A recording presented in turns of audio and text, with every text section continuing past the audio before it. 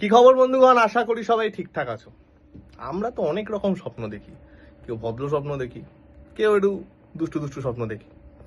But আমাদের ভারতবর্ষের মাটিতে অঙ্কের দুনিয়ায় এমন একজন লোক ছিলেন যিনি নাকি অঙ্কে ফর্মুলা পেতেন। এবং এটা সত্যি, যখন তাকে জিজ্ঞেস করা হয়েছে যে আচ্ছা স্যার এর এক্সপ্লানেশন দিন, এই ফর্মুলা ডিডাকশন করে দিন, উনি বলতেন যে আই ডোন্ট নো, আমি স্বপ্নে পেয়েছি বা আমার মাথা থেকে ডাইরেক্ট এসেছে।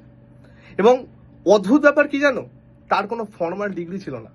এখন আমাদের কত বিএসসি বেতন আর সেনা তেনা কিচ্ছু ছিল না তার, কিন্তু তিনি কিছু না থাকা সত্ত্বেও অঙ্কের দুনিয়ায় এত এত ছাপ রেখে গেছেন যা হয়তো আগামী অনেক প্রজন্ম তার ব্যাখ্যা এখনো খুঁজে পাবে না। এরকমই একজনের নাম আজকে আমি বলবো, অনেকে হয়তো গেসও করে নিয়েছো।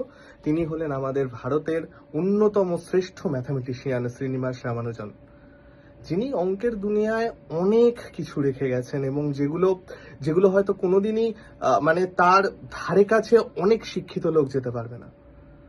এবং আজকে তার জন্মদিন, এবং সেই জন্মদিন উপলক্ষে পালন করা হয় ন্যাশনাল ম্যাথামেটিক্স ডে। তো ভাই সকল, আজকের দিনে আমরা একটু হলেও গর্ববোধ করতে পারি ভারতীয় হিসেবে যে আমাদের ভারতে এমন একজন গণিতজ্ঞ ছিলেন যার থিওরির জোরে, যার ডিডাকশনের জোরে অনেক বিখ্যাত তৎকালীন বিদেশি ম্যাথামেটিশিয়ানরা ঘেমে যেতেন, তাদের মাথার ঘাম পায়ে পড়তো যে ভাই এটা কি করে ফেললো। ঠিক আছে, তো ভালো থেকো, সুস্থ থেকো, শরীর ফরীর ঠিক রেখো। প্রত্যেকে জানাই আগাম মেরি ক্রিসমাস।